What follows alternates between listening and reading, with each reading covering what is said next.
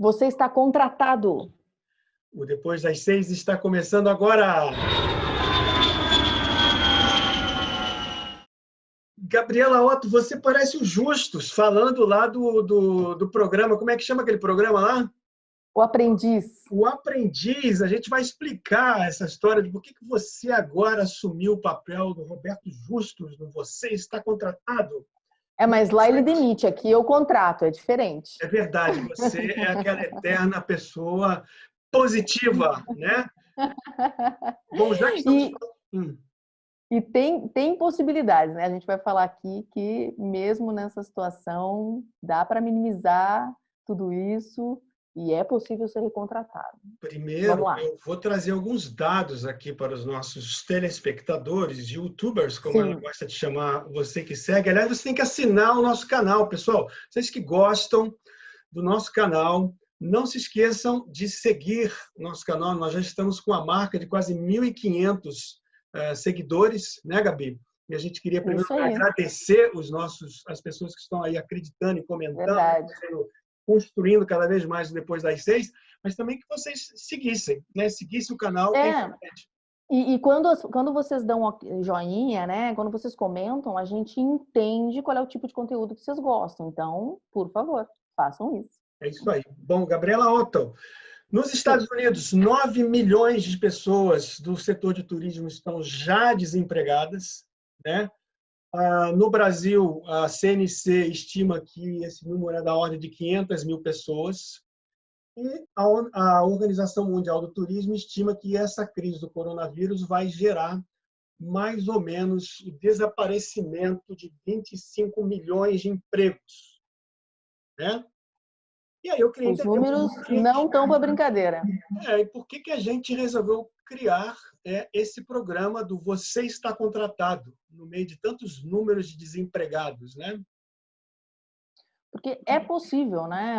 A gente sabe que quando as coisas retomarem, a gente sabe que existem certos skills, existem certas habilidades que vão ser muito procuradas. Então, as pessoas, embora a gente esteja vivendo num número que qualquer um pode virar estatística, a gente tem que lembrar que as pessoas não são estatística, que as pessoas têm valor, que todo mundo tem valor, tem as suas qualidades, tem as suas competências e habilidades aí e que são importantes para o mercado e vão continuar sendo, né? E qual é a diferença entre uma pessoa que é uma estatística para uma pessoa que é um profissional valorizado no mercado, né? Que a gente tem visto no nosso network, né? Eu tenho recebido aqui na Europa, porque eu tenho atuado também bastante aqui na Europa, solicitações de indicações de pessoas, principalmente essa área digital, né? De expertise digital, etc. Então, quais são os caminhos para que o profissional possa assegurar que ele tem passaporte garantido nesse momento em que a gente vai estar vivendo de pós-abertura, pós-Covid, etc. Olha, quando a gente vê aí os headhunters, né, falando e tudo mais, tem várias coisas que a gente vai trazer aqui, mas tem uma que eu tenho visto, eu queria saber a tua opinião sobre isso, que vários estão dizendo o seguinte: tem muita gente focada em conhecimento, agregar conhecimento, ou seja, fazer um monte de curso online, etc, etc, lembrando que você tem esse conhecimento, né? Depois você tem que botar em prática para ele se tornar uma competência e tudo mais. Mas o que os headhunters estão falando é o aproveitamento do tempo para autoconhecimento. Olha que interessante. E aí tem muita empresa, inclusive, que também já está fazendo essa análise, né? E entendendo, inclusive, quantos problemas aí emergiram nesse período. Então, ficou muito claro a falta de clareza, né, sobre como decisões são tomadas durante esse período, a dificuldade de comunicação, a dificuldade de colaboração, tem muita coisa, tem muitas empresas no divã. Então, os headhunters estão falando, você tem que investir no teu autoconhecimento, né, para entender realmente quem é você e quais são os teus pontos que vão te levar adiante. Faz sentido para você? Eu acho que faz todo sentido. tá certo que os skills são importantes, vão ser sempre importantes, se a gente ser cada vez mais, buscar informações, se formar, tá se aperfeiçoando cada vez mais nas nossas habilidades técnicas.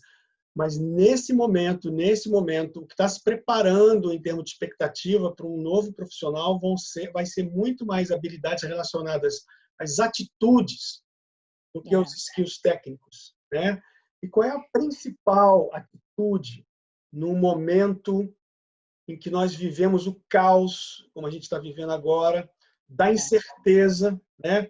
Da pressão, da falta de perspectiva no longo prazo, no médio prazo, né? O elemento chave é a capacidade de você saber administrar a situação de caos através do autoconhecimento, através de saber que você é vulnerável, saber que o mundo é paradoxal, saber que existem ambivalências, saber que nem todas as verdades estão com você, etc. e tal. Então, ser um administrador do caos significa ser uma pessoa que tem muito mais autoconhecimento, como você falou, do que skills. Exatamente. Tem muito a ver com a forma, né, como as pessoas trabalham, do que somente o currículo. E uma pesquisa da Cato, para corroborar com o que você está falando, diz o seguinte: 74% dos millennials se desmotivam muito fácil, né? Principalmente quando eles estão sob uma situação de pressão. Ou seja, meu amigo, quem está no mercado, se as equipes reduzirem, vai ser uma pessoa vai estar fazendo um trabalho de 5, né? Imagina a expectativa que as empresas vão ter quando começarem a recontratar, quer dizer, a expectativa vai dobrar, vai triplicar, né? Então, esses soft skills, né? Essas habilidades emocionais e tudo mais vão ser vitais nesse momento, né? Essa vai ser a primeira característica crítica que todos os especialistas em demografia, os mileniógrafos, né? Mileniógrafos é nos ótimo. últimos anos, dizendo que eles têm que, em primeiro lugar, desenvolver um senso pelo trabalho, e, em segundo lugar, eles têm dificuldade em trabalhar sob pressão. Assim, a primeira coisa que você tem que eliminar, meu amigo, dessa história para se manter contratado, se manter na crista da onda da sua empregabilidade, é saber que o mundo é pressão absoluta e causa absoluta. Né? Então, assim, não tem solução. E ainda mais somada a essa história, tem o fato de ter havido também a tsunami do downsizing, né? Porque se não basta a eliminação de vários postos porque a operação terminou, você tem o downsizing, que, olha, acabou o diretor, acabou o gerente, acabou tudo, né? Nossa, downsizing, Paulo, fui lá, acabei de ver um startup aqui na minha frente, agora lá nos anos 90, né? Essa palavra, a galera não vai saber. Então, explico o que é o downsize. O downsize é o seguinte, escuta, na hora de fazer uma reestruturação, né, como hoje a nossa hotelaria está pensando em fazer uma reestruturação, que eu acho que foi fantástica a frase do Patrick Mendes, lá da COC, que disse: temos que aprender a operar com 20% de ocupação, não mais com 40% de ocupação. Significa 25, o seguinte, meu amigo. 25, né? Significa o seguinte, meu amigo. É custo. E custo é para todos os lugares. Inclusive, olha, esse gerente aí, ele custa 20 mil, então tem como esse cara que custa 10, que está embaixo dele, fazer como ele faz? Sim. Então, meu amigo, gerente de 20, sinto muito, mas você vai ter que procurar uma posição de alguém que era de 40, entendeu? E a fila tem que andar. E é isso downsize, né? Tem eu ouvi semana passada de uma profissional de mercado agradecendo porque ela estava para receber uma promoção recentemente e estava brava que ela não tinha recebido e tal, e hoje em dia ela estava agradecendo porque ela sabia que ela ia estar aí numa lista e provavelmente ela não manteria o trabalho dela se ela tivesse recebido esse aumento. Olha só quais são os pensamentos que estão acontecendo por aí. Muito bem. Outra coisa importante aqui que a gente tá analisando de habilidades corroborando o que você falou, que é a flexibilidade, né? Mas também a autogestão, né? Aquela coisa de você conseguir produzir sem a presença do chefe. Você ter uma autodisciplina, você ter condições de de entender, e é o tal do perfil empreendedor, que todas as empresas procuram, colocam lá nas vagas, mas eu explico o que é, né?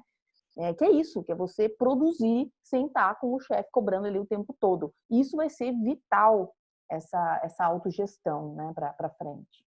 Com certeza. A autonomia, que eu posso chamar também de autonomia, né? Tanto no aspecto da sua capacidade de saber gerenciar sozinho os problemas e ter a capacidade de decidir, como também aquele chefe que é terrível, né? Que é nocivo para a inteligência das organizações, que é aquele chefe que cuida do micromanagement, né? Mas esses caras são os caras que realmente eles têm que desaparecer do mundo das empresas, né? Os caras que não dão autonomia para as suas equipes trabalharem, pensarem, agirem, tratam eles como se fossem crianças incapazes de agirem e tomarem decisão. Esses gerentes do micromanagement, esses caras acabaram. Eles vão, se não acabarem, ainda estão escondidos embaixo da mesa, embaixo do tapete. Exatamente. Daqui a pouco vão desaparecer. Porque com mais pressão, com menos gente e etc., com, de repente, né, lutando aí pelos resultados e tudo mais, se você ainda tratar a equipe assim, meu amigo, aí não tem mente que aguente, né? Ninguém vai aguentar um ambiente como esse. Bom, mas a gente já indo aqui para as dicas, a gente vai ter pessoas que precisam se recolocar e tudo mais, né? E a gente já falou aqui a importância de você ressaltar os teus valores, né? Vamos dar algumas dicas aí. Como é que você começa? Qual é a dica que você começa? Bom, a primeira dica que eu dou é o seguinte: calça o tênis, né? Boa. Essa história do tênis, a gente contou lá no outro fórum do Think Tank Turismo que a gente participa, que é o seguinte: você está num safari, e aí, no safari, vem um leão, né, correndo contra você e o seu grupo. Aí você calmamente, né, senta no toco da árvore, calça o tênis, e aí o seu amigo começa a se desesperar. Cara, você tem que correr, que você está botando tênis, vamos correr. Diz, não, tem que correr mais que você. Correr mais que você, não tem que correr mais do que o leão, entendeu? Então, a primeira dica é calçar o tênis, né? Então, o que significa isso? É dizer o seguinte: trabalhar o seu network, né? O network não é alguma coisa que você tem que ter, que você tem que trabalhar quando você precisa dele. O network você tem que trabalhar quando você menos precisa dele. É assim que você alimenta o seu network, quando você menos precisa dele. Então, se você está empregado, se você não está empregado, não importa, mas valorize as suas amizades, as suas relações, trazendo para eles informações sobre como você está, o que você está produzindo, compartilhando o que você pensa, artigos legais que você leu, indicando negócios, pessoas, etc. Então, trabalhe o seu network. Acho que essa é a primeira dica. As pessoas estão muito mais disponíveis para conversar nesse momento, né? Estão mais abertas. É o momento disso, né? Tem também indicações de headhunter falando, né? Não fique pedindo, se posicione de uma outra maneira, né? O LinkedIn oferece coisas incríveis que você pode colocar lá em textos, em artigos, o que você pensa sobre o mercado, como é que você está vendo as coisas, né? Coloque conteúdo e tudo mais. E outra coisa que eles estão dizendo também é não colocar ali onde tem a profissão, né? O cargo, alguma coisa assim, colocar em busca de recolocação, em busca de novos desafios, coisas desse tipo. Se você é um profissional de marketing, você continua sendo um profissional de marketing, né? Então, ele é especialista em marketing, mantenha valorize-se, né? Eu achei isso uma dica bem legal. Não busque nada, encontre. Boa. Não busque nada, encontre. Você falou do LinkedIn, esse é um outro ponto também. Assim, não coloque no LinkedIn, no seu perfil LinkedIn, que você já está desesperado procurando um emprego. Essa é a pior coisa que alguém que está procurando alguém para resolver um problema pode ver num currículo. É um cara fracassado. As empresas não procuram fracassados, elas procuram campeões. E são só os campeões que conseguem resolver os problemas tão complexos das empresas hoje. Você coloca ela. Me mostra que você pode ajudar a minha empresa, né? Me mostra que você tem Claro. condições e força e para fazer minha empresa se recuperar. É isso que as pessoas querem, exatamente, Claro, concordo. todo cara que se sente no momento fragilizado, né, pela perda de emprego, pelo fato de não surgir outras oportunidades, das portas se fecharem, etc. e tal, pense que você tem uma qualidade ao menos. Se você tiver das 100, os Sem 99 dúvida, são todo ruins, mundo se você tem. tiver uma, valorize ela. Encontre Exatamente, alguém que queira comprar essa qualidade. Não valorize as exatamente. 99 coisas ruins ou É. pontos ruins, entendeu? Então, esse ponto é bom. O LinkedIn é uma peça fundamental para você se vender e para você Importante. achar, não para você E não procurar. é lugar, pelo amor de Deus, para ficar xingando de política, falando mal das coisas e reclamando da vida e pelo amor de Deus, ok? Aquilo lá é a cara, né? Vai para o A Facebook. nossa. Vai para o Facebook, é lá, Deixa isso pro Face. é o paredão da sociedade moderna. Tudo que você detesta, todo mundo que você detesta, você bota lá no Facebook. Lá não vai para o LinkedIn, porque o Isso, pelo LinkedIn a amor gente de está Deus. lidando. E outra coisa, e saiba que se você ficar falando besteira, posicionamentos políticos, É, preconceitos, etc., no LinkedIn, no Facebook, o recrutador vai buscar. é. É óbvio. Se você é um recrutador, você vai buscar referência de quem hoje em dia, onde? Primeiro, pelo Né, nas redes network. sociais. Segundo, pelas redes sociais. Então, cara, Exato, exato. né? Não crie provas contra você mesmo, né? Pelo amor de Deus. E a minha dica, para a gente terminar, é entrevistas em vídeo. Cada vez mais, a probabilidade de você ter que fazer entrevistas por vídeo, assim como a gente está conversando agora, é muito maior. Então, eu até recomendo que no nosso vídeo que nós fizemos sobre o Zoom, né, que analisamos um pouco a empresa, futuro e tudo mais, no final a gente deu várias dicas de como é que você se prepara, né? Luz, enquadramento, algumas dicas aí. Então, dá uma olhadinha lá, porque com certeza você pode ser aí recrutado para fazer entrevistas online, você tem que estar preparado. Certo? Gabi, vamos lá terminar com você de novo imitando Justus. Vamos lá. 1, 2, 3. Você está contratado. Yes!